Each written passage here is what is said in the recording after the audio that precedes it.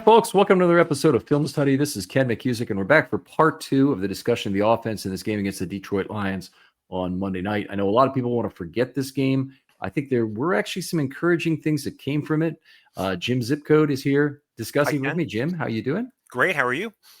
I can't complain. Not too much anyway. I thought we had a nice back and forth about Lamar's performance, about the tight ends emerging, about some receiving threats getting back into the offense in a way. We had kind of had disappearance from Zay Flowers at the same time, but Andrews, seeing Walker again make a big catch, seeing Charlie Kolar get 3 targets, Hopkins continue his magic. A lot of it was nice. Yeah, and I think that kind of we've been sort of talking around the offensive line in a game where Lamar withstood a lot of pressure, kind of faced a lot of difficulty. So I think everyone would like to know how you think the offensive line performed in this game. And do you want to go left to right? Do you want to start with Ronnie Stanley? You call it. Well, Ronnie Stanley is a great place to start usually, and it usually is where I do it. I've got to say something has happened in our household that has really made things a little easier. And if you remember in years past, it would often be Thursday of the week before I could get the offensive line scoring published. And a lot of that had to do with Maureen's work schedule. She works very closely with me on this and does the offensive line scoring directly. In fact, if you ever tweet me at a game, if you DM me or you have a question, you just put in general Twitter and tag me about who's playing in the secondary. I always turn to Maureen and ask, who's there, because she's the one who's actually charting it during the game, particularly when we're at the game, because you can see a lot more than we'll see on the TV copy when we get home. So that's usually the place to get that. But the unsung hero that makes Ken's podcast work. No, she's unbelievably good, and she's hopefully will take more responsibility with a lot of things. But she's just retired is the big new news in our house, and so we have time to work on this. And so the offensive line articles are getting produced, in the morning, 2 days after the game. It was an incredible feeling this week, because after a game like this, you kind of want to be done with the analysis as quickly as possible. And within, slightly more than maybe 37 hours after the game was complete, all of the writing and analysis had been done. So that's a very tight time frame for me. So you can put this game behind you. I still have yet to write my piece for the Substack, so it's still very much in front of me. You got that mountain to look ahead to. But I appreciate you making time for this show, Jim, because it is a big commitment. Oh, it's always a thrill for me. I love being on. But enough ducking the question. How did Ronnie Stanley play in this game? So he had a lot of trouble with Hutchinson and Muhammad as I scored it. I did notice that PFF was a lot more generous with him. I think I know the reason, so we'll talk about this. I had him as party to 5 negative events in this game. And that included, let me look at this here, 1.5 sacks. So I had him as 1 sack. He's just beaten inside cleanly by Hutchinson, but another sack, I gave him half the charge for it. And then he had 3 other pressures, and they were all full pressures. And it was a combination of Muhammad and Hutchinson that were beating him on that side. But he definitely struggled some. Tough game for him. A lot of those were cone pressures, which I think is the big difference from PFF. So that's times where the cone in front of the quarterback is impeded to an extent that Lamar can't confidently step into his throw in the direction of the eligible receiver to a 30-degree angle at either side to get into some of the real specifics of it. And it's just something that I felt has been a very good way to manage pressure. And it usually is highly indicated when the quarterback takes anything less than a full step to throw. So if he's throwing off his back foot from in the pocket, it's usually because the cone is impeded and that ball is much more at risk. So I call those pressures and assign them to the lineman. PFF, I know, does not in all cases. And whenever we've looked at things, and PFF is very open about how they score things, right, we'll see definitional differences like that showing up where I'll call it a pressure because the cone is impeded. That's interesting, right? The way the procedural analysis of these things go. Yeah. So there's almost all models. First of all, if everybody had the exact same model of how to score offensive line, boy, would the work be boring, because we just all be repeating each other's experiments and making sure we were right. In the way we do it, you can actually learn different things from the different models. They tell you different pieces of information. I think that's what makes this a lot more interesting to me. And it's just something fun. I know it's something my dad told me about, not really wanting to repeat somebody else's experiment. You always wanted to try something that was new and outside the norm of what had been done in the lab before. And that was kind of a cool thing. Was that Stanley's worst game in a while? I thought he had an F earlier this year, but he had already had one bad game this year. I think he did have a kind of a high F, but let me check. So yeah, Stanley had A- in the first game against Buffalo, then F against Cleveland, where he got beat by Myles Garrett pretty badly. A penetration, 2 pressures, a third of a quarterback hit, and 2 sacks in that game. And then a sack and a half in this game with 3 pressures. The last game against Garrett, even with adjustment, he was at 0.48. This game, he was at 0.63 after adjustments. So it was a D. So not a complete fall off the table game by any standards. You know, there's a fair number of Ds occur during the regular season. I think his play was clearly above the replacement level, or marginally above the replacement level, I would say, in this game. He did have a tough assignment. He also, in addition to the 5 plays, he was also run out of 1 pressure by Lamar, which is kind of a twin pressure with, I think it was him and Fa'alele. Each gave up what I score as a 0R, where he effectively gets charged for half of that pressure inside his subjective adjustment. So if you want to look a little bit inside into the weeds in terms of what that happened. So not a good game from Stanley. He's had worse. At least it was a tough opponent, but he's now had 2 tough opponents in a row where he's had a lot of struggles. Yeah. How was Voorhees? So improvement for Voorhees. He played all 54 scored snaps as well. 48 blocks, 4 missed. The 4 missed total is good, by the way. That's a nice low total for him, for any guard, I'd say. But he'd had 18 missed blocks combined in the first 2 games in only 100 snaps. So that was a significant portion of his total deductions. And he did give up. I gave him 1/6 of one of the sacks. And the rule is I have to give out fractionally the credit for 1 sack among whatever players are deserving of that sack. And so he got 1/6 in his case, and Stanley got a half, and somebody else got a third. I'm not sure who it was right at this time, but might have been Rosengarten. And then there was half a pressure he gave up as well. So he scored 46 points on 54 plays, and with a adjustment that keeps him in the B range in this game, which is by far his best game of the year. His previous 2 games combined, he'd been 3 points below a passing grade.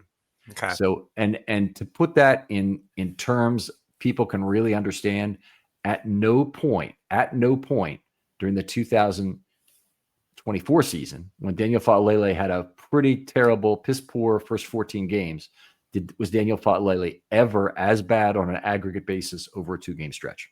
There's not any time when he was as bad. So this was just big bounce back game from Voorhees, and he's bought himself a little leash, I think. That's terrific. That's terrific. If there's one really kind of positive sign, the idea that one of the guards could be, improving, solidifying his play is encouraging. How'd the center do? How was Linderbaum? So Linderbaum had been mediocre the first 2 games. He had, I think, a C and might have been a C and a D-, in fact, in the 2 games. So not up to Linderbaum's normal standards. This game was a B. He was pretty good. There was a jailbreak sack that he got 1/3 of. I think it went 1/3 to each of the 3 players on the right side, if I recall. But Linderbaum got his face crossed by Muhammad. PFF gave him the entire sack on the play, and I split it 3 ways between him, Fa'alele, and Rosengarten, because I thought it really was pressure that phone booth the pocket basically from that entire right side, and each player had contributed something negative to that play. Jailbreak is exactly right. It just looked ridiculous. Lamar was, had no prayer. Yeah. And but Fa'alele, decent. Linderbaum, I think we're still. Oh, sorry, Linderbaum. Yeah. Thank you for redirecting me. Only had 1 missed block in the game, so that's really good. It's when you're a center, you're supposed to know who you're going to block, and they tend to have the lowest missed block totals. So that was good. He had 2 level 2 blocks. He didn't do anything else in terms of having a pancake. He wasn't asked to pull on any plays. Let me confirm that's true. Yeah, or have a highlight. So he didn't have any of those. There's very precious little level 2 blocking in this game. The Lions were too quick getting in gaps, coming downhill to stop runs. The Ravens didn't really have the opportunity to have linemen climb as often as they typically do in a game they play and that they're really dominating. So anyway, Linderbaum, a good game. It's really good to see him have a a little bit better pass blocking game and a good game otherwise in terms of not missing blocks in the run game. He's already pretty much was doing that. The problem is the high weight, the high value thing, he wasn't doing well, and he did improve, I think, slightly in that category this week. So that's a B for the game? B for the game. All right. And everyone's favorite punching bag, everyone's favorite target, big Daniel Fa'alele. How did he do? He's, okay, first of all, PFF has Fa'alele graded 19th among all guards in aggregate score. I don't think that's too far off what I would say. I might be a little bit lower. I might even be a little bit higher if I scored all the linemen in the league by my method, but I don't think that's too far off. And that's like 19th out of 64 roughly who've had 100 snaps. So he's in the top third. It shouldn't surprise anybody at this point, but there's still so many people that want to focus on, but I saw this one clip, but I saw this one. And I can just tell you, that's what it was like trying to talk baseball with people in the 1970s and early 1980s. Before sabermetrics came along, they wanted to talk to you about the one great fielding play they'd seen from a player. Right. But I once saw this play where he went far to his right and then he threw to first and he got the guy out. Yeah, okay, fine. Or I saw one error, which was the one error he committed, in the last 10 weeks. Yeah. Yeah. So I think that the problem with Fa'alele is always that his failures, his losses are just ugly, so ugly. And it reminds me of 2018 Lamar, who would please shoot me the next time I try to liken these two guys to each other. What a dumb thing to say. But if you go back to 2018 Lamar, like he would have dropbacks where he would, a defender would tug on his jersey and he would reset his feet and keep his eyes downfield. He would go through progressions. He would hit guys in the second window. He would throw with anticipation, but then he would dirt a ball 6 yards in front, of a guy on an easy swing pass.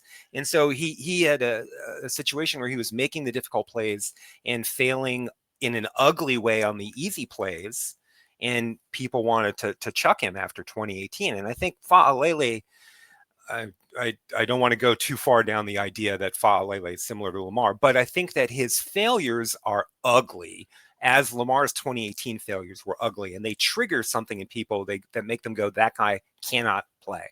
Right. I think that's exactly right. I mean, he has a kind of a Herman Munster-esque quality in his movement out there where he's kind of plodding around. And anybody who's ever seen the Herman Munster episodes where he's playing sports, he's, the greatest athlete you've ever seen kind of thing.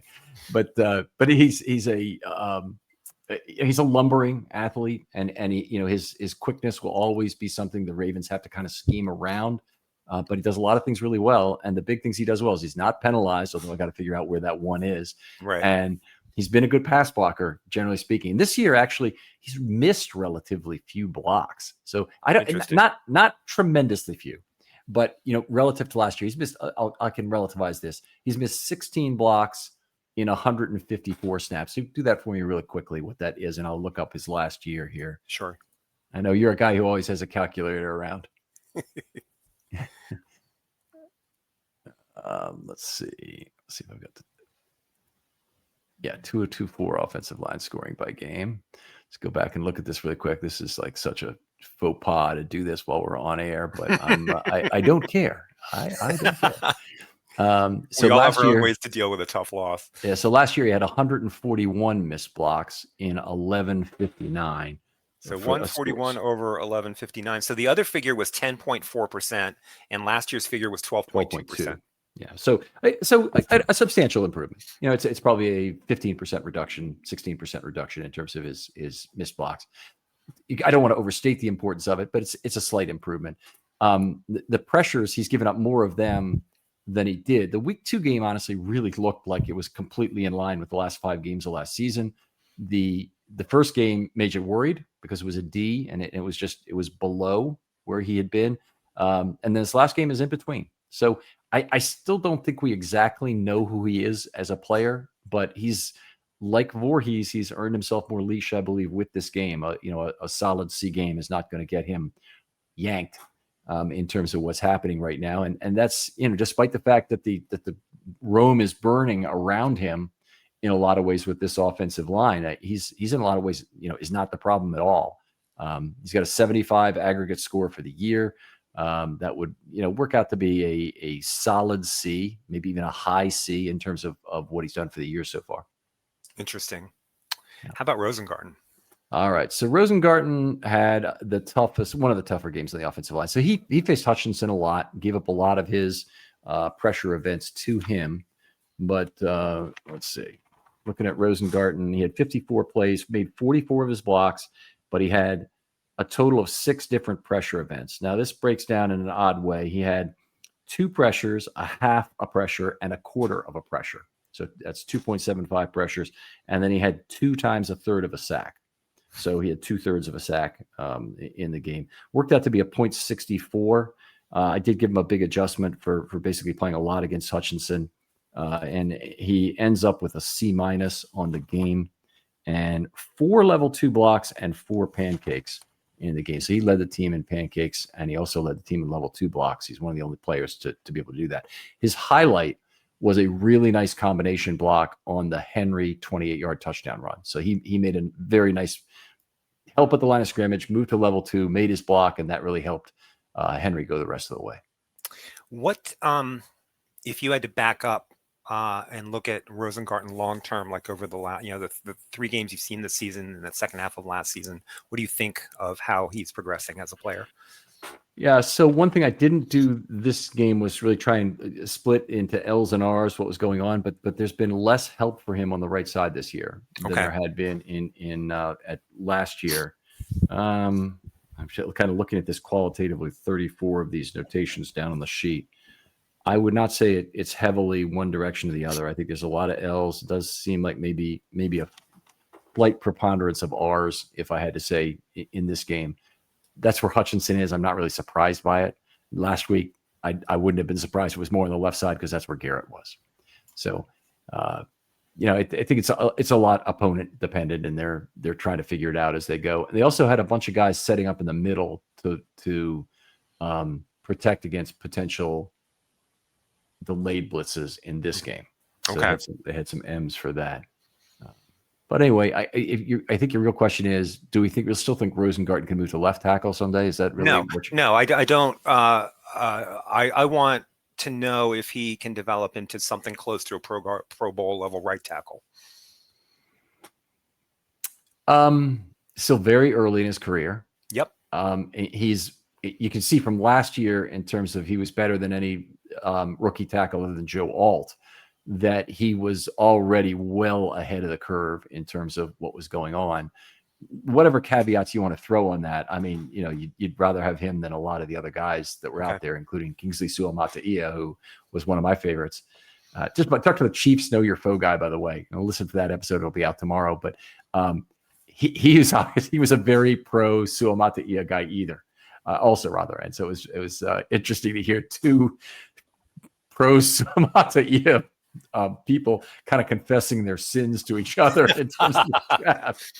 That's it. That's what it felt like a little bit. But anyway, in terms of Rosengarten, he started at the top. I think this season, it's hard to really get a gauge yet, but he's right in the C range through 3 games. Tough opponents. Tough opponents. Maybe a C- actually, now that I look at it. But still, I mean, I think he's at a position where he could be as good as he is last year. As he was last year, you'd hope for a little bit of growth, but he might be as good as he was last year with less help. I think that's what it might be. Which actually is positive. Yeah. So I'm struck looking at the grades overall that we think of by we, I mean Ravens fandom, we think of the tackles as being fairly solid and the interior being the questionable area. And it looks like comparatively the interior played fairly well this game. Yeah. And the tackles not so much. Yeah, they did. I mean, again, the real quality of their pass rush is on the edge. Their interior guys, they aren't bad. I mean, they've got DJ Reader inside. He's a guy who certainly early in his career gave the Ravens all kinds of problems. But he's probably not quite the same player anymore. Right. Physically, he looks the part of a nose tackle. He looks, like he's not quite at Michael Pierce's weight, but he's carrying a lot of spare change with him there. Their defensive front was good. And the other thing that kind of made this not all about the offensive line was that the Lions were finding ways to get other people in the backfield, and they were making very effective use of that spy to control Lamar's movements towards the line of scrimmage. and keep the sack in order. And some of I think one of them was the spy that made the sack, but other ones it was somebody else arriving late because Lamar was kind of trapped with the spy there. Yeah, just an interesting game. I mean the Lions looked so vigorous and quick and physical, and so much more so on both lines that the Ravens did, that it was really kind of depressing to think of. I certainly had the Ravens as a Super Bowl favorite going into this game, so it's easy to overreact, right? The both seasons that the Ravens won the Super Bowl, they went through stretches where they looked like they shouldn't even be in the playoffs, right? Like the whole month of October without scoring a touchdown in 2000. Was it a 5-game losing streak to end 2012? And they fired their offensive coordinator, and they looked a mess, right? And so I would say in both of the Super Bowl winning years, the Ravens looked worse then at their nadir, right, than they look after this Monday night loss. So I don't, as I overreact, I am also trying to catch myself against that overreaction. Right. I would agree with that. And I think, the big thing that's on the line this week against Kansas City is any remaining hope of the number 2 seed. Yes. This is a very high value game. Yes. But I don't think that the Ravens become a prohibitive favorite by any stretch to win the division if they lose this game and even start off 1-3. I think that they still have a pretty darn good chance to win the division. They'll have all of their divisional games, with the exception of the one Cleveland game they've already won, which is a win in hand. To do well. I think that other teams may have some problems with Cleveland. I think Cleveland may end up winning, as John Harbaugh says, a bunch of games, and whether he means a bunch is 6-8. Even that would be so far ahead of expectations. Mm-hmm. I would also think, by the way, as an aside, I think it'd be a very good thing if Cleveland were able to win 8 games, go 8-9, because I think that's what keeps them from getting the quarterback they really need. Yes. Yeah. So if they end up drafting 13th, and they also have the pick from last year, and they try and use that to trade up, they may either have to trade 3 for 1, including a pick from a future year, maybe even 2, to trade 4 for 1 to get one of the top 2 picks to get the quarterback they want. Or they might have to settle for somebody they'll get at the 13th pick and hopefully just judge it wrong. Now, they already got Baker Mayfield. Might have had the right guy. Right. Didn't give him the proper amount of leash and cast him off to the NFC, where he's been a hell of a player. Right. So even them drafting the right guy is absolutely no guarantee. But their draft class, they've got 3 good-looking rookies. Yeah. So I would agree with you, and I had not thought of that. The other thing that I would say that, if the Browns were to win 8 or 9 games, that could be a positive, because some of those are going to come against divisional opponents. They can take down the Steelers anytime they want to, and I wouldn't mind the Bengals getting a couple extra losses either. Yeah, Bengals are another team I don't really want getting a super high pick, but they just used number 17 overall on Shamar Stewart, so that was a pick I didn't have any respect for. Yeah. So it just is what it is. All right. I guess we've gone through the offensive line. Let me go back to the outline here, and we'll keep going. I do want to ask you more about the offensive line. So I tried to pin you down on Rosengarten. Do you still see a bright future for him? Did you ever see a bright future, and do you still see one? Okay, so on draft night, I would have said they drafted the wrong guy. I would have rather had Kingsley. So I was completely wrong about that. Okay. And then it proved out from his first year that he really outplayed the other tackles, with the exception of Alt, who was the 5th overall pick or whatever it was. So from that standpoint, he's already outperformed expectations. But I think the real question is the one I kind of posed myself, which is, will he ever move to left tackle? I don't think that's in the cards. I think Carson Vincent is the more likely next left tackle for the Ravens than Rosengarten, even though he's not a sure thing either. But at least we've seen him play exclusively left tackle. Right. And Vincent also is a guy who is left tackle or nothing based on his frame, whereas Rosengarten, I think, potentially could play either. Okay. I think he's shown enough mobility. We saw some of that in this game that I kind of like him as a right tackle anyway. I think he gives you a little more chance to get that seal block on the outside of a right-handed run. Most of the pulling that the Ravens do goes from left to right. They're not going to be pulling, obviously, now or really now, I guess, with Daniel Faalele. I know Ravens fans would be really upset about this, but let me ask you, Jim, How upset would you be if they signed Daniel Faalele mid-season for 3 years for $13 million? I would be performatively outraged. Like, how dare they spend the money when they don't have a good edge rusher or whatever. But in terms of, you know what? I'm not going to sugarcoat it. I wouldn't be thrilled. I can see the logic to it. You've got an adequate starter at a cheap salary. Lock him up. I wouldn't be thrilled, but I would see the logic. Okay. And I think it'd be very similar in a lot of ways to the contract they gave James Hurst, where I think it was 4 years, $17 million for him. So in present value, cap dollars, it'd be a lot less than that. And you'd be paying for a guard instead of a potential tackle. They did use Hurst to tackle for a portion of that period. I could really see it, and I'm not even sure Faalele would sign for anything like that. I think his agent may tell him play out the season, and you'll get a better offer somewhere else. And anyone looking at the PFF charts and making any GM doing that and making the choices based on that, who basically is not a GM who's going to live in the National Football League for very long, by the way. Right. But anyone who's doing that is going to, or who uses it even as a corroborative factor, is going to think that Faalele is a guy that we think we can help make into a better player than he's been in Baltimore. I would like to know something that is unknowable at this moment, which is how good of an offensive line coach is George Warhop? Yeah. And I know that last year he stepped into extremely difficult circumstances. I know that I felt that Joe D was an excellent offensive line coach. I felt that the Ravens under him played very cohesive.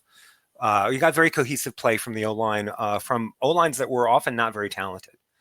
So I think that on the whole, I think that those lines played at or maybe a little over their talent level. I don't know that I would want to back that up if you pushed me on that. But I would like to know how good George Warhop is. And so kind of that's an underlying theme when I ask you about Voorhees or what you think of Rosengarten. Like I'm just grasping for like little shreds, little bits of bark or mulch of evidence. The thing I would point to is last year, the point of emphasis made to improve penalties in the second half was extreme and very successful. And the light switch went on basically at the exact same time they were coincidentally making the change at safety, and the defense got their act together. Mm-hmm. But the offensive line, all of a sudden, they 3 or 4 of the 5 guys completely shut the penalty faucet off, mm-hmm. which had been pretty bad at that point, including McCary and Faalele in that group. Well, that's around what, game 10 or so? Yeah, game 10. Yeah, that's significant. Okay. Yeah. All right, let's talk about some skill position players here. And we've hit on some of them, but whatever depth you'd like to go into, Jim, you're the guest. Who would you like to talk about first? I would like to talk about Mr. Rashad Bateman finally showing up in a game for the Ravens this year.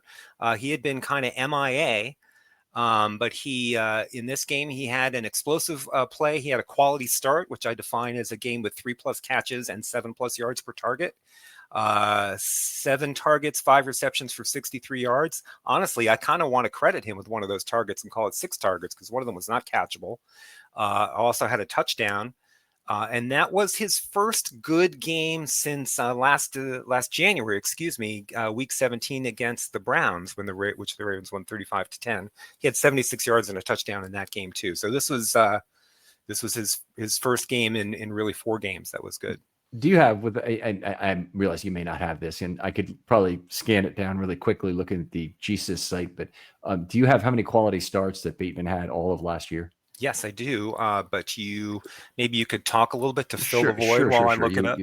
I'll give you my thoughts on Bateman from this game. Okay. So I still don't think we've seen Bateman, the home run hitter, this year with Lamar. And so we've seen some of that from Walker. Walker has really taken over some of that responsibility. We've also seen some of it from Hopkins. Both those guys have outrageous yards per target numbers. Bateman's are low, and Bateman is probably doing more of the possession work, and he's probably also doing a disproportionate amount of the extension of the run game throws. Not the quick outs in those, but some of the slant work he's done and some of the others. It looks like you might have the number. I do. So Bateman was 3rd in quality starts last year with only 6. So Mark Andrews and Zay Flowers both had 9. and then Bateman had 6, and Isaiah Likely had 4.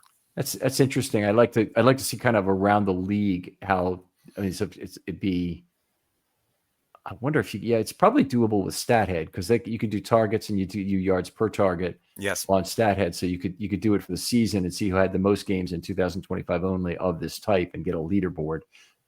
That'd be interesting to see for the entire NFL. Yeah, what I think you're really going to see like is that the stars, the guys who are like the fantasy football number ones and stuff, they almost always have a quality start, right? So it's really kind of the mid-tier receivers who start to but the Ravens don't throw as much as other teams do. So it's actually kind of difficult for multiple players to rack up QSs for the Ravens. So maybe it even should be target share and yards per target is the way you define it, and that gives a player like Bateman a little bit better chance if you normalize the target shares by team kind of thing. Bateman is in an interesting position, I think, in this offense. Exactly as you say, they use him. Like, I think that he would be ideal in like a Keenan Allen kind of role, which is like a high target volume, kind of nearish to the line of scrimmage, but the Ravens have their tight ends. So, their need for him is deeper. But the Ravens, this year's Ravens, have Zay Flowers, DeAndre Hopkins, and the emerging Tez Walker. So I feel like Bateman is getting squeezed, his opportunity set, sort of from both kind of ends of the target depth range. Right. He can make his money as a pure X. He gets a lot of the space budget on that side. He can run a lot of different routes on that side to try and get free. I think he can use the wiggle, and if they're not paying attention to him with a safety, he can certifiably burn a corner deep once in a while and have Lamar hopefully hit him on one of those. But we really haven't seen that in 3 games. We haven't really seen a good deep ball to Bateman. Remember a couple of years ago, the argument was that Bateman didn't really have Lamar's trust, and that's why he was getting massively overthrown on a lot of the deep balls that were there. Yeah, that has not been a problem with DeAndre Hopkins this year. You just basically throw it up to wherever those two guys are plastered to each other, and Hopkins will go get the ball. Yeah, I think I know that many fans have been arguing this for years, but a Hopkins-like receiver for Lamar early on, I think, would have really kind of accelerated his development. Just a guy that he could. I know he's always used Andrews as a guy that he trusts in contested catch situations, but a wide receiver that he would trust in contested catch situations is just a huge addition. Yeah, it's a much bigger addition because Andrews is typically going to be open on a shorter route when contested. It's usually going to be between level 2 and 3. There are plenty of times here where he's the guy who says, waves to Lamar, he's going deep, or Lamar waves him deep, or they just both think it at the same time, and he gets to the right spot. But yeah, I agree. So I'd like to see a little bit different, a little bit more incorporation of Bateman, but at least they got him the ball some, and I think they actually were scheming it to him some in this game to try and get him rolling, kind of like you get your big man rolling in basketball when you need to, and he's a freshman. Right. You might only have him for that year anyway. Monken is really interesting in the sense that he uses everybody. Like, he really uses all those guys as targets, which is not something that Greg Roman typically did. Well, the one guy he hasn't had in the offense, I'll talk about really briefly here, is LeJohntay Wester. And I don't know that Wester has played an offensive snap this year. He may have played none. I have 2 game books up in front of me. I'll just check this really quick. But no, Wester did not have an offensive snap in this game. In the Cleveland game, I don't believe he had an offensive snap. But I know he had 3. Okay. I'd like to see them have a package of plays. Probably was at the end of the game when Cooper Rush was in at quarterback, by the way. He was in for 3 kneels. It wasn't 3 actual plays. Right. But I would like to see more of LeJohntay Wester, used on some of the gadget plays. At least try and figure out if there's a magic there. What we saw in the preseason on punt returns, the unbelievable ability to avoid people in a small space is a rare gift. Jermaine Lewis had it. He seems to have it. It's got to be translatable to offense. And you look back to Jermaine Lewis's career on offense, it was no trivial thing. In 1998, he had 5 plays over 50 yards that year. He's, you can definitely get a high quality performance out of a relatively low utilization player like Wester. If you're willing to create a package of plays for him. And it doesn't have to be a package of plays for him, like in the sense that we always know he's getting the ball if he's in the field. It's just a package of plays that he's an element of. Yeah. So right, but so I agree with you, but the counter argument I think would be like, first of all, you're taking snaps away from Yep. someone among Zay Flowers and DeAndre Hopkins and Rashad Bateman and Tez Yep. Walker and uh, um, punt return. Who am I missing? Number 16. Wallace. Wallace. Yeah. Tylan Wallace. And none of the games that the Ravens have played so far, none of the matchups have really lent themselves to an experimental mood, right? Like the Bills game was way too important. The divisional opponent coming off of an 0-1 start, the Detroit Lions coming to town next week, the Chiefs, like at some point, I guess we'll have a cupcake game at home, which would be like an ideal time to roll out a package, but not so far. Yeah. Well, I'm with you on that. I think he's it's certainly like giving a start to your 8th best starting pitcher right during the regular season. It's not just something you often have an opportunity to do. Yeah. Did you have a skill player you wanted to discuss? I actually just brought up Lester, so I think it's your turn again. Oh, it's my turn. Mark Andrews. Welcome back, Mark Andrews. It's great to see the emergence of tight end number 1. It's interesting. This is 2 seasons in a row he's gotten off to a slow start. Last year, we suspected injury due to the car crash, and he was really kind of a non-performer for the first 4 weeks of the season. And then he came on to post some of the best stats of any tight end in the league over the remainder of the year. So in Monday night's game, he was 6 catches on 6 targets for 91 yards, which is over 15 yards per target. Definitely a quality start. He had 2 touchdowns and an explosive play, which is a play of 20 or more yards. And just his there's we talk about some players being like the heart and soul of the offense or whatever. There is something about his ferocity when he catches big passes and spikes the ball and stomps around that I do believe has a bit of an energizing effect on the team. Yeah, he's definitely a big positive. It was making the Ravens roster decisions after the season maybe a little easier if Andrews was declining. Yeah, was declining. It would have made the choice easy. Now there's a big question again, and they've got 3 tight ends, and they've also got Ricard. I honestly think the Ricard decision is getting easier by the week. That's the sad thing about this. I mean, just injuries of this age, and he's beaten the dice so many times on injuries ending his career with both hips, having problems and numerous other problems. The guy's tough as nails. He comes back from it and he makes great blocks and has been a very valuable player. It just may be the end. I mean, the end came for Justin Tucker, for Ed Reed, for lots of players. Setting aside the off-field activities of Justin Tucker, the on-field activities of Justin Tucker were flagging the end before the off-field activities got him for sure. I'm curious. So you've brought up 2 things, and I want to talk about them simultaneously, but let's not talk about the first one, which is whether you think Justin Tucker makes a comeback this year with another team. But Patrick Ricard he'll be 32 next year. And, he's had a long and distinguished career, but like he's in a declining position, right? With a very kind of a narrow upside or limited upside to begin with. And he's aging. Like you got to think that they'll be looking to move on from him, right? I think so. The thing that would tell you is giving Ricard probably the best ray of hope for, say, recovering next year, being healthy again and getting another shot with the Ravens is the fact of how lousy the Ravens' run game has been without him. True. I mean, it's just, when you see that, even with some good defenses, some packed boxes and whatnot, I still say it's great. Patrick Ricard's agent and himself, for that matter, have got to be thinking this can't hurt me. What's happened while it's being out. And I'm sure he doesn't want to see the Ravens losing. So I'll ascribe that behavior to his agent. It's funny you talk about Ricard in the run blocking. It's not funny. It's a standard usage for fullback, right? But the thing that has always really struck me about Ricard is since the beginning of 2023 is how effective he's been as a pass blocker in weird situations. Like he switches on to Myles Garrett and blocks him effectively. Like he just really, to me, he really shows up as a pass blocker a lot in kind of desperate situations.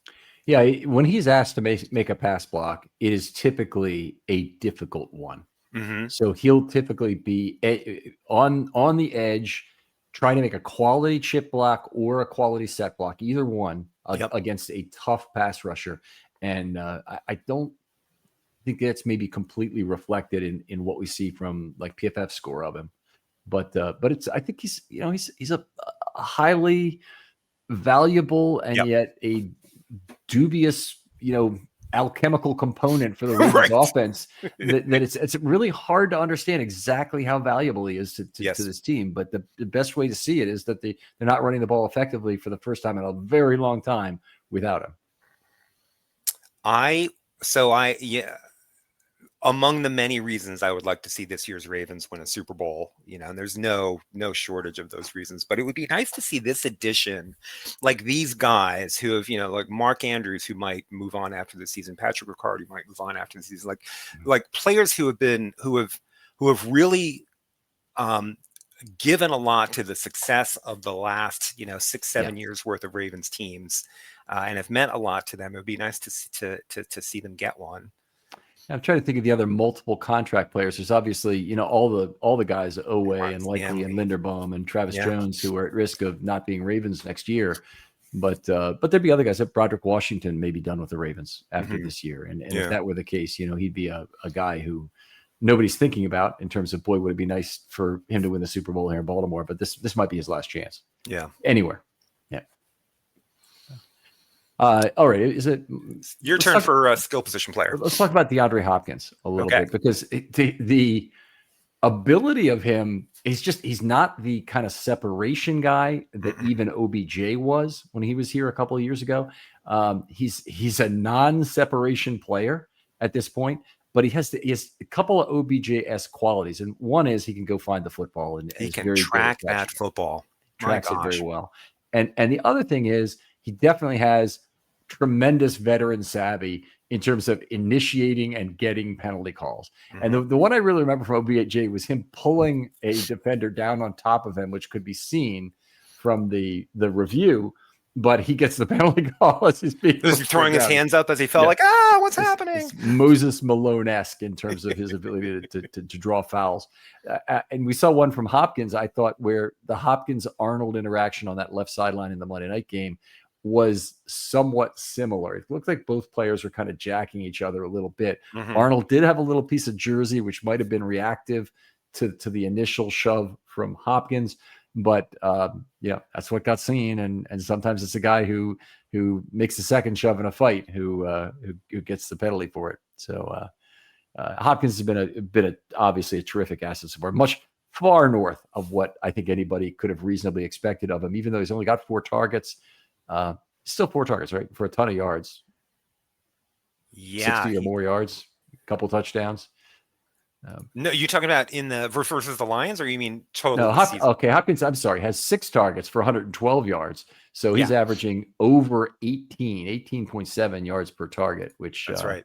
I think you mentioned is the high in the National Football League. For the high in the National Football League, and his 12.44 YTS, which is success rate times yards per target, also a high. And I, through the first 2 games, now I didn't check to see his snap count against the Lions. I'll check it for you while you're doing this. Well, I think I loved the way the Ravens used him. 14. So he had 14 in game 1. No, he averaged 14 through the first 2 games, 18 in game 1, 10 in game 2, 14 again this season. So he's averaging 14 snaps a game. I love that in terms of the usage of him. I think that's absolutely perfect in terms of workload, for a 32-year-old receiver, keeping him, effective and productive and maximizing his snaps while not wearing him down. That's top notch as far as I'm concerned. I agree completely. And the guy who's been surprisingly getting many more snaps than people probably realize is Wallace. Wallace has gotten 60 snaps combined in the last 2 games. Whereas Walker, we see him making play after play after play, had 7 snaps this last game. In the previous game, he had 13. So he's been used, I'm pretty sure, less than Hopkins through 3 games. He's got 20 snaps last 2. Yeah. It's interesting. So I mean, I would imagine that if Tez Walker keeps making plays every game, I would imagine that his snap count would ramp up over the course of the year. I would too. I would expect him to out-snap Hopkins if he continues on the kind of trajectory he's had with it doesn't even have to be that good, honestly, because it almost can't be. It can't be. But if he continues to be able to get open on deep routes, and probably that's going to require him to do more coming back to the quarterback as well. Mm-hmm. He did in that Dallas preseason game where he had a whole bunch of comeback and short intermediate stuff where they really tried to scheme for that. I want to see that during the regular season too, is him making a couple nice comeback throws in addition to the couple of nice corner routes we've seen, the touchdown and the long one in this game as well.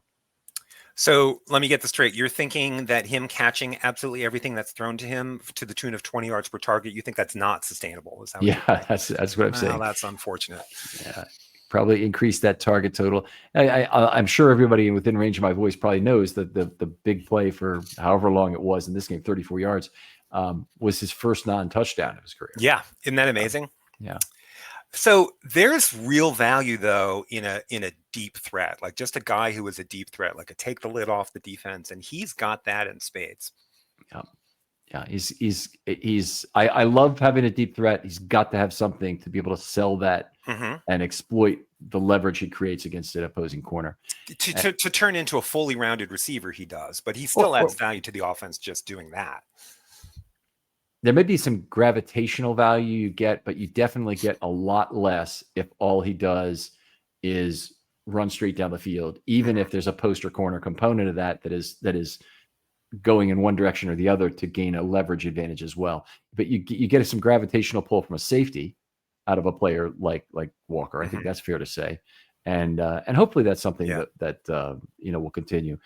When they have single high, he's a really outstanding weapon. I mean, he's a guy that a single high safety cannot be involved in covering Tez Walker running down the field on a corner or a 9.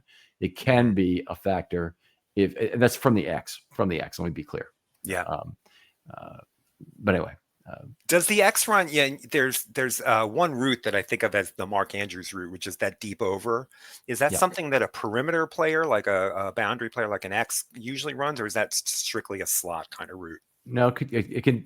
The primary place where you see a deep over run by an X receiver is if you have zone block left, naked boot right, where you're using a levels concept, and the three places where you get your receivers are you get your tight end who usually makes an initial chip at the line of scrimmage on the edge defender to kind of distract him from the quarterback, then runs out to level 0 and hope right at the line of scrimmage to be the worst option of the 3. And then your intermediate option is the deep over, usually coming from the X receiver on the other side.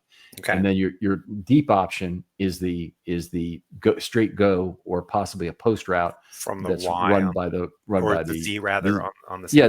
I guess it could be either the Z or the Y on that side. But from the side that you are booting to. But side you're booting to, that's correct. Yeah, okay. Yeah, and that's where some of the great long pass interference penalties from Joe Flacco to Torrey Smith were drawn. Joe Flacco, 1 year, and I think this was 2012, but it might have been 2011, had the 3 longest pass interference plays in the entire National Football League, and they're all on similar plays. 50, 50, and 60 yards. Think about a 60-yard pass interference penalty. Just how monstrous a throw that has to be for the corner to make contact at 60 yards, right, to keep Torrey Smith from trying to catch that ball. So Tez Walker on that deep over, I can see him making that play all day, just with the speed to separate left to right. Yeah, no, I think you're right. I think he'd be deadly there. Flowers obviously be very deadly in that position as well. Yep.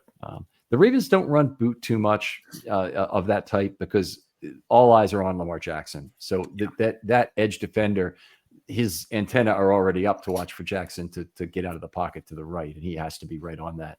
If it were Joe Flacco, less mobile quarterback, actually it's an easier play to fool the defense. Yeah, that's interesting, right? Because that backside defender is already staying home.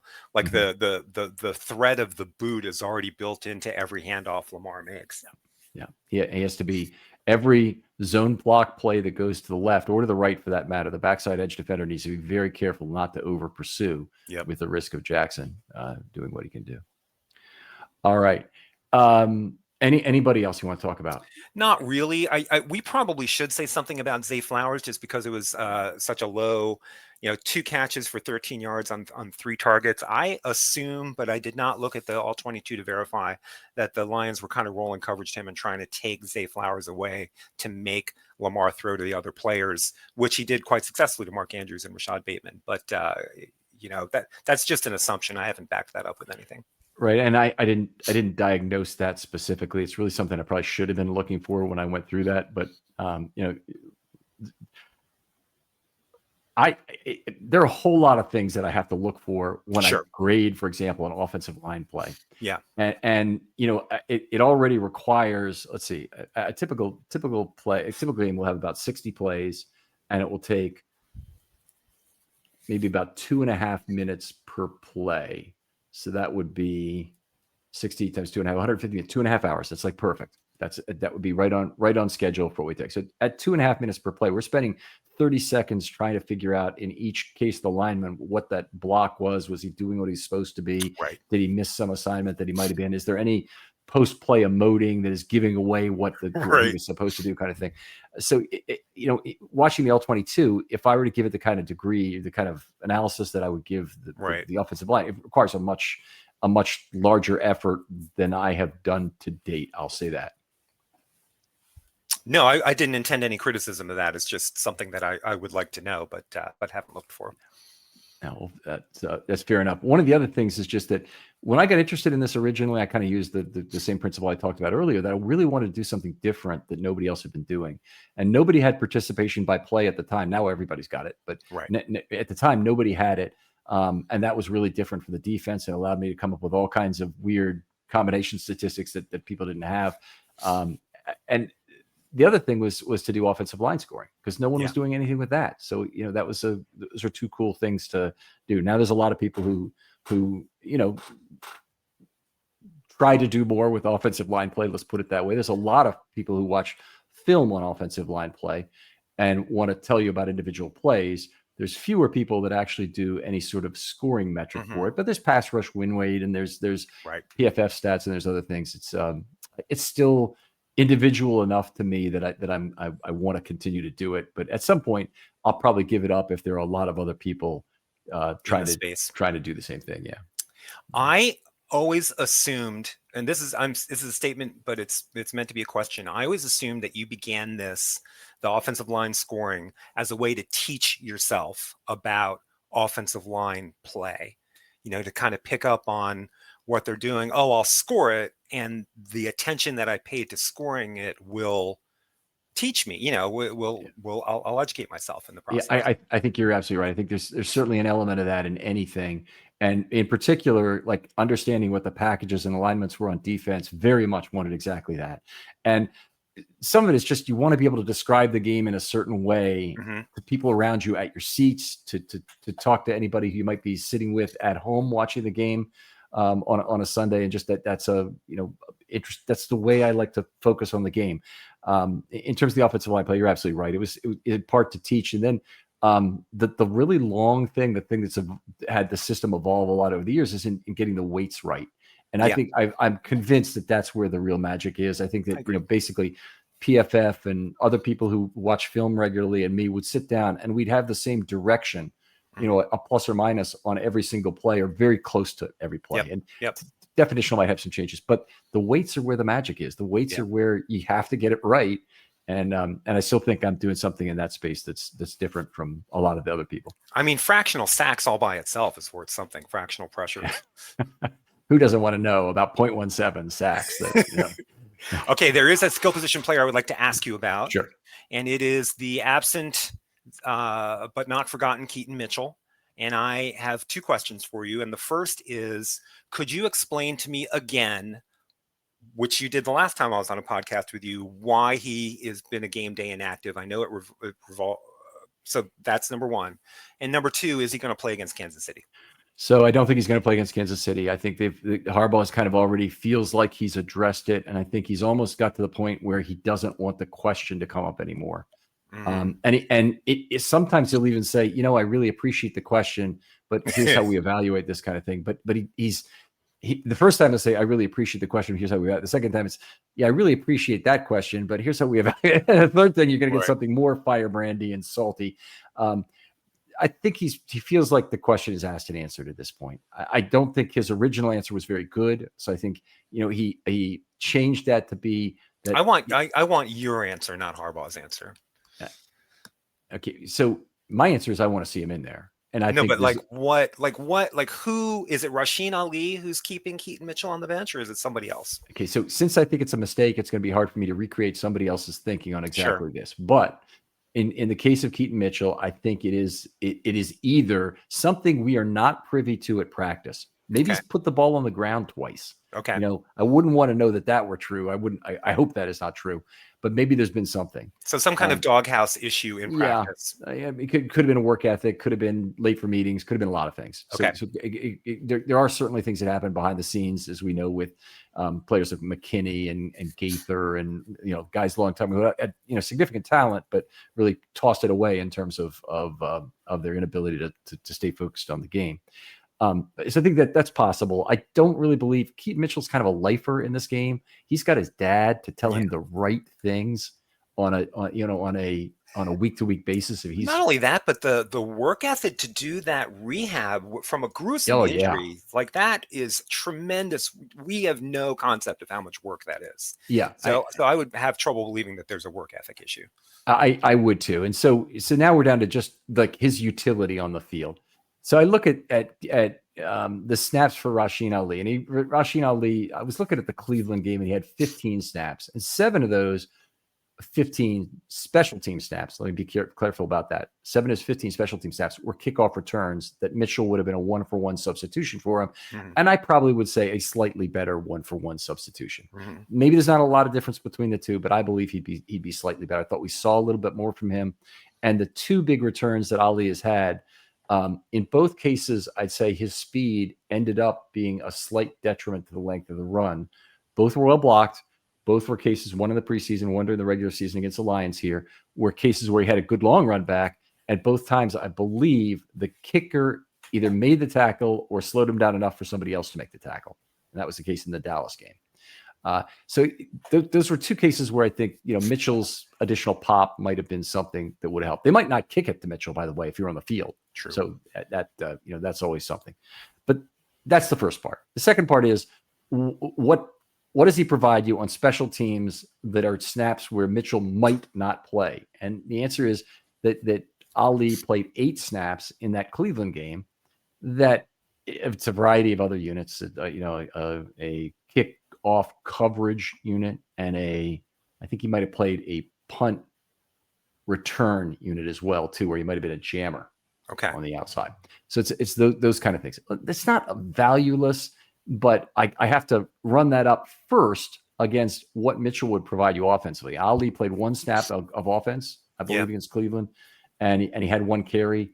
And I may be misthinking that. Maybe he did that in the Buffalo game, but I think it might have been the Cleveland game. So he had 1 carry. So that has some value, but I got to believe Mitchell is going to be much more valuable in terms of what you'd see offensively. And I think you'd see him for more plays than that.